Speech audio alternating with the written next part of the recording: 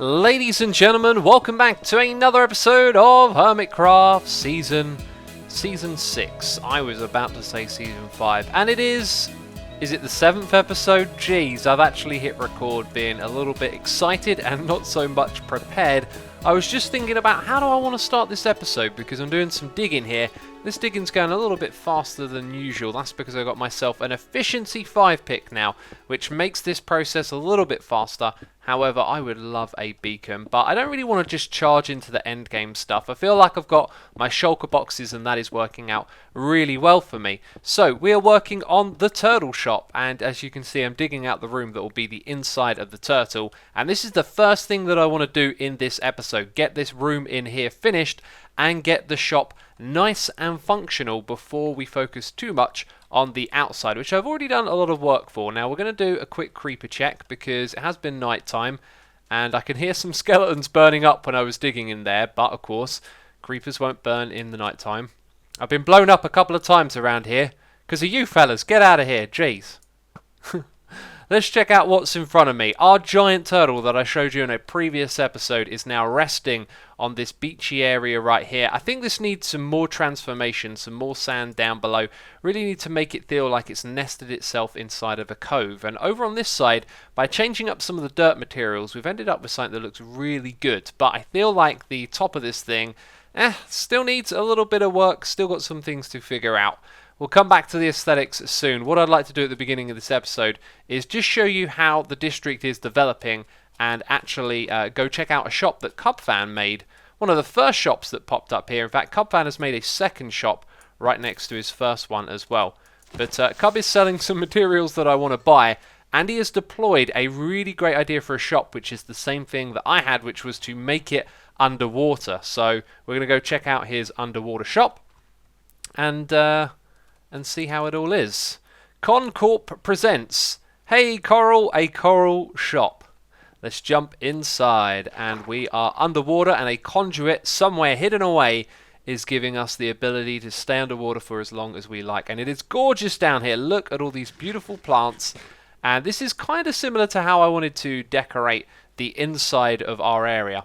So I might have to come over here and buy myself some coral blocks and a few other things as well. We will definitely come back and do that here. I just wanted to show you how gorgeous this was and give you a sense of what we're going to be doing this episode.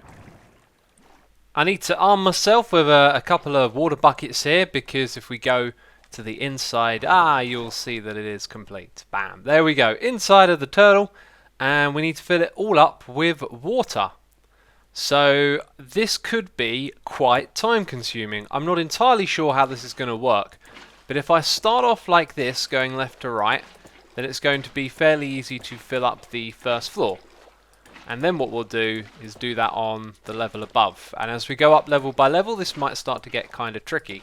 Now our entrance down here has some trapdoors on either side, and I say entrance, I mean exit.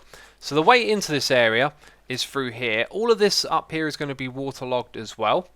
And then to get out of the shop, you're going to have that little drop down there. So that works out pretty well. Now we've got to do the same thing again on the next floor. This, a long time ago, would have been very difficult in this game, but due to changes to how the water works, it shouldn't be so bad now. So that's made, I think, a water source block there as well. Yep.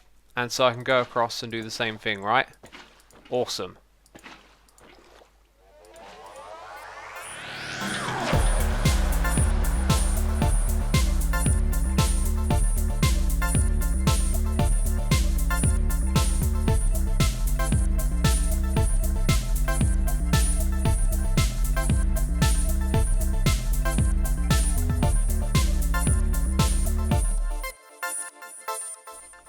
Well, that was fairly easy. No problems, I guess. One problem, though, it gets pretty dark in here without any torches. If we swim over to this side, though, I believe we're in range of Cub's shop, and then that gives us the conduit effect, which makes this area much nicer, doesn't it?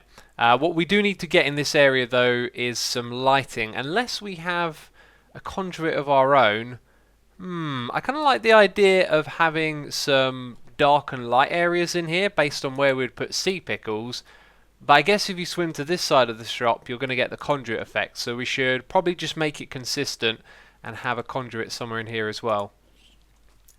Well, right now what we got to do is avoid the creepers and get into the shop because we need to buy our coral things. Stay away from me, please. I'd like to go in here peacefully. I hope the creeper doesn't pathfind and follow me in through the water. That would be, well, I was about to say devastating, but maybe not. Yikes, we're inside a block. Hi. Because it'd be underwater, so the explosion might be nerfed. Anyway, I've been taking a look at this place, and I've realised that the main colours that I want to use are green and yellow. So we only need to buy the yellow coral stuff, and then the green stuff we can get from the ocean is nice and easy. Seagrass with bone meal, and the kelp is obviously pretty much everywhere, so that won't take a lot to harvest. These are 1 diamond for 32, so we are going to swap one of those. We're going to take 32 of those ones. Over here, we have something that's a little bit more pricey, 3 for 1. So these must be quite rare. So we're only going to take, actually no, let's double up. Let's take 2 lots of those. So we've got 6. And then over on this side, the other one is, yes, 1 diamond per 32. So we're going to take those as well. Oh, wow, there's fish. There's fish inside of here. I've never noticed them. I certainly can't see any when I'm swimming around. Maybe they get stuck in these tube bits. Well, there's at least 1 fish, and it's in this tube right here. And back over here, I have sorted out our conduit situation. I thought it might be cool for someone strolling past to notice that there is like a submerged conduit, but it didn't end up looking very good. We need to put this on display, and one of the things that I'm going to do is build a turtle egg out the front here. Our shop is very kind of secluded at the moment, so we need some signifiers. Where the path comes out of here, it's going to go round on either side, and I think what we'll do is we'll put a turtle egg up here on the hill, and then on the other side, maybe we can have some sort of conduit on display. I'm not sure how we'd pull that off, but I can certainly think about it. For now, we're going to hop inside and place down some of these coral blocks. This, my friends, is good stuff, but what I would love is for this game to have like a swappable hotbar. You see, I've got all these sandstone bits right here, and I've gone through and I've done those first, so then I could swap over to some of these other materials that we're placing. And the thing is, once you start placing the other ones, you kind of want to switch back and forth between the two.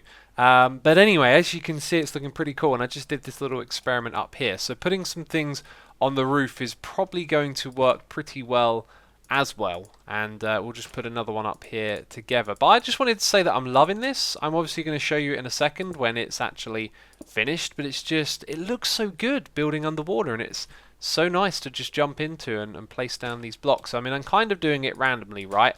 But I'm just spacing them out so they provide detail everywhere. This is it, my friends. Wow. I love it. This place has got atmosphere. I feel like maybe it needs one more colour in here, because it's actually very two-tone, right? We've got the yellow and the green, and both of those match the turtle. I have got a little bit of orange in here, just a tiny bit, and I'm not really sure where else I can put it, but you may see some changes in this area. I guess what we've got to think about now is stocking up these chests and what exactly it is that we're going to be selling in here. So we are going to be selling turtle related goods, obviously, and as of right now I've got one item in there that isn't really related, and I was thinking of possibly replacing it with something else, but I'm not sure. So let's go to that one first, and if you've got an idea after you've seen the other ones, leave a comment and let me know something else that I might not have thought of that was related to the turtles. But the bones really don't have anything to do with them, and you can get 10 stacks for a diamond. So I'm really not looking to make a lot of sales here. It's obviously easy to make a bone farm, but it might be convenient for someone just to pop in a diamond and get a whole bunch of the stuff for a project. Then over here what we have is a conduit. The price is 10 diamonds, and I decided to rename emeralds because I was thinking about Cub Shop, and putting the paper in the chest makes a lot of sense. Well, I use another item and make it look a little fancier. So I think 10 diamonds is a pretty fair price. This one right here, I think getting eggs is actually pretty easy once you've got Silk Touch, so this might not actually sell a lot, but the real hard part comes where you raise the eggs and then look after the babies and collect the scoots. So these things are going to be quite pricey. 4 diamonds for 1 shell. I figured it takes 5 parts, and 5 diamonds for a helmet or 4 diamonds for one of these types. So before we focus on stocking up the shop, I really want to get the front presentable here, and I don't like the grass in this area. The grass is very default, And in Season 4 we had the Mesa, and we all kind of built our own landscapes on top of it around our shops. So I'm trying to transform the look as you approach here, which is why we got these path blocks. They bring in a sort of sandy yellowish tone, which kind of complements what we got going on down here. But there are a few things I think I need to try to make this work. So focusing on this inside area, what we tried to do is make the turtle look like it's snug inside a little bit of a cave. So notice how it gets dark over in that corner, and there are actually buttons over there. Buttons are redstone blocks, and they will stop mobs from spawning. So the idea is that in this space we don't want anything spawning. However, I might replace this with pressure plates because we can make them of the same wood type as well, and then maybe throwing a couple of stones down here. But what we will need is some permanent lighting in the area. As you can see, we've got torches thrown down here and there to stop the mob spawning. So I was thinking some posts with torches on top will probably be the best way to go, and we've got 3 different materials here to try. So let's prop down a couple of those, and do you know what, we could probably go with either of those two, and I've got a third texture as well. I don't want my lights to be too close to this though, because we're trying to keep that bit there nice and dark to sort of make it look like you can't actually see the end of the cave where the turtle is resting its arms. So I'll play around with the lighting and I'll get that sorted out. Another thing I wanted to do here was add some water coming out of the rock, and I'm not really sure if it adds too much to this area, but there you go. The lighting's nicely done as well. That cave over there is relatively dark. Maybe the mobs can spawn in a couple of spaces over here. I really wish it was easier to tell. Pressing F3 and looking at the ground, that stuff is just tedious. But anyway, what I want to try next is something to do with this top area here and making this look a little more interesting and natural. We're going to try some leaf blocks hanging off of there, and possibly some vines as well. Now I've got plenty of leaf blocks stashed in a shulker box somewhere. Now I need to grab some shears and find a way to get some vines. Back at the farming outpost, I have a chest over here. Borrowed some saplings, thanks xisumavoid. Anytime, you're more than welcome to borrow some. And awesome, we got ourselves some redstone. That's great. And a rose bush, which we've got sorted out right here. Thanks, xisumavoid, I appreciate that. And over here we got a 4 or 2x2, a 4 sapling jungle tree. When these grow, they generate with vines, I believe. The thing is, I only had 2 saplings in my chest because the jungle trees are stingy, so I had to travel all the way back here. Otherwise, we could have just grown some right over. I'm not using my shears. I could have swore I selected my shears. Oh. Alright, so I've got vines, I've got a little bit of string to stop them as they grow down, and I've got leaves which, if we put on top of the path block, is going to turn it to dirt, I believe. Shouldn't be too much of a problem to change it back if this doesn't work out, because I have loads of grass, because I've got silk touch and I've been digging a lot in this area. So what I envision is for bits of leaves to come over the top. Yes, look at that, it turned back to dirt. And have little clusters of them up here. You know, it might not be a bad idea that they turn it to dirt, as it will just break up this texture being quite dominant. That sort of looks like it's going in the right direction so far. Feel like we're going to need a lot of it up the top there. Maybe it could even go over the top of the turtle shell. That would certainly be cool. And we need a mix of the vines as well. The vines are going to be the trickier one, right? Because you come over here and you place down your leaf blocks, and that's it. Whereas with the vines, they're then going to grow, and you've got to come back and maintain them a little bit.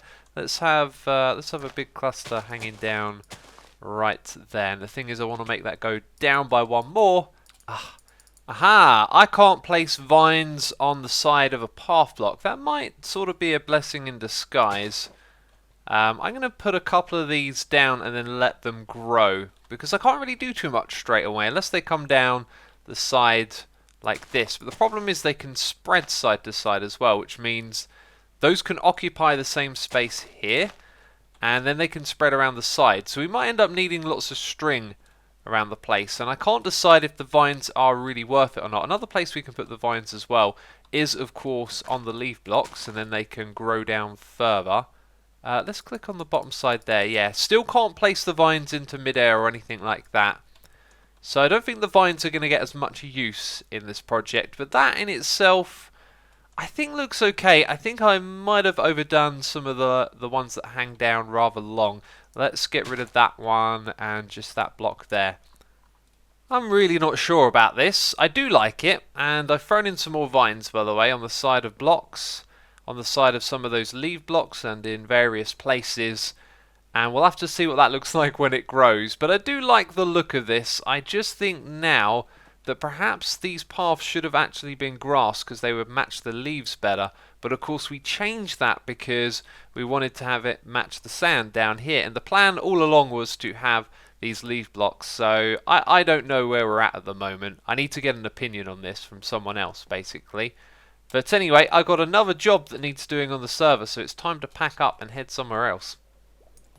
There it is, drowned with a trident. Got a block. Where did it go? Aha, back over here. It's kind of hard to see, obviously, and we're going to run out of breath. Okay, let's go back up. Oh, there's XP here. That means that I killed it, and no trident drop. Well, that's fine. By the way, we're near the Ministry of Truth, which is a building Joe Hills has been working on. This is a place where each of the hermits can go and put down an armor stand and decorate it and put their name underneath. And we have a custom feature that's yet to be enabled this season, which is the possibility to customize armor stands. And I guess I'll show you that in example in just a moment. Now, I was going to put a structure over here, but I wanted to do something rather simple because I don't have a lot of time. So the hermits could come over here and they could start customizing their armor stands. They need a custom book to do that. So deep down under the water I have hidden, aha, a giant armor stand. And then the players will be able to come over here, go into this little room down below, and there'll be some sort of setup to give them a book which will allow them to customize armor stands, just like I showed in episode 2. So this thing is looking seriously cool. It'll be a little bit gloomier because I'm going to move the conduit after. And one of the things that I did is I cleared out some of the kelp just around the front of it. But I actually think it's really cool to approach this place swimming through the kelp and then it coming into focus. It's like a little underwater memento or hidden temple. And I think we should build more of those things throughout the season. Just have little landmarks out there. So I think what I'm going to do is come around like this and sort of plant down the beginnings of a bunch of kelp that's going to grow up. And from whatever angle you approach this thing, there's going to be kelp blocking the view. So then all of a sudden it comes into view, which I think is going to look excellent. Well, it would appear that I have discovered a mine shaft, and that this mine shaft is probably going to get in the way of my ideas here, and I'm getting chased by drowns. So now you can see that my planting of the kelp here is pretty thick. Hopefully that will grow enough for it to cover this thing. We're probably not going to see that in this episode because it takes a while for the kelp to grow. I also swam to the surface to kill a squid because I'm collecting ink sacs, and they're kind of difficult to get at the moment, early game. Got myself a squid head, which I just don't mind. Looks kind of cool. And man, there's a lot of drowns. There's a lot of drowns, and the one back there is holding something. A fishing rod that's enchanted, which is actually probably not that useful for me. And it didn't even drop the fishing rod. How cheeky. I've gotten carried away with this and done something way more elaborate than I thought, although elaborate probably isn't the word to use. We've got some sea pickle lighting over on the sides here. And then this humble little room is where the players can drop down and get themselves one of these books. And that is a cod head on this player right here. I've actually picked up a few of those where I've been hunting food from the ocean. And when you press this button, you get the book that allows you to modify the armor stands. Now, I've actually gone and used pretty much all of these, I think. I used some options off of this page. I then nudged the position of the armor stand around a little bit, rotated it slightly. I gave it the stargazing pose, and then I customized its arm a little bit so that we could see the book because it was hidden inside the block. And then I locked it with these as well, which I believe means it is now completely invulnerable to being tampered with. And it looks pretty cool. But this is the place where the hermits can now go if they want to get their hands on one of these books and modify some armor stands. Cub fan is here in spirit. My favourite colour is blorange.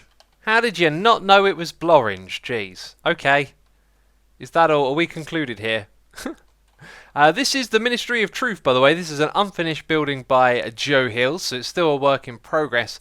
This is supposed to be a place where I think each hermit is going to go and kind of document themselves here on the server. Cub might be here for the same reason. Or he might just be... I don't know what Cub's up to. But what we got to do is place down 3 different blocks, put some signs in with our different things like YouTube and streaming and websites, and then put together an armor stand. And of course we're going to take advantage of this book. Please excuse the shulker boxes. I thought I had some iron armor somewhere in here, but apparently not.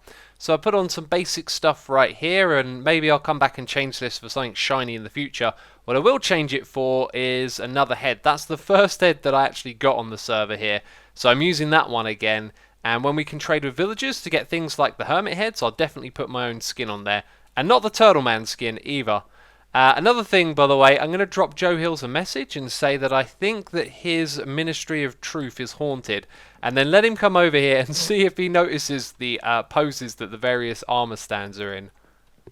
So back at the shop, our vines have actually grown and they kind of spread all over the place. So when we walk down here now, you will see some string below the vines. And that's because I have trimmed them and stopped them from growing. They shouldn't be able to spread too far now, but there might have been a couple of spots that I missed, so I'll keep an eye on it. If we go into the shop, you are going to see something amazing, and that is this fella right here, who's kind of scary, especially when it's dark. And bam, there we go. We need that conduit power sorted out, don't we?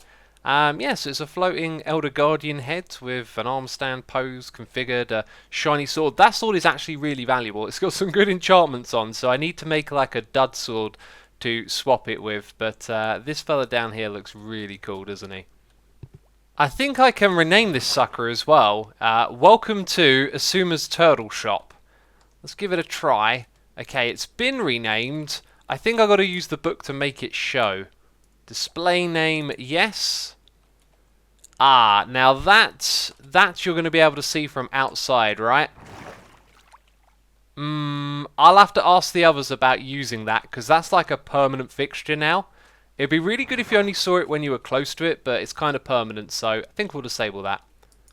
I have some good news, by the way. We have made a sale in the shop. Mr. Good Times of Scar came over here, and I'm going to show you that in the next episode, though, because I want to wrap things up here. We've still got a little bit more work to do. There's a couple more things we're going to build to advertise the turtle shop, and we're going to build a conduit around here to make the visibility inside a lot better. So that's where we're going to wrap this one up, and you'll see the interactions with Scar in the next episode. So if you've enjoyed this one, then leave a like. As always, thank you for the support, and I'll see you soon with another episode of Hermitcraft. Ciao for now. Bye bye.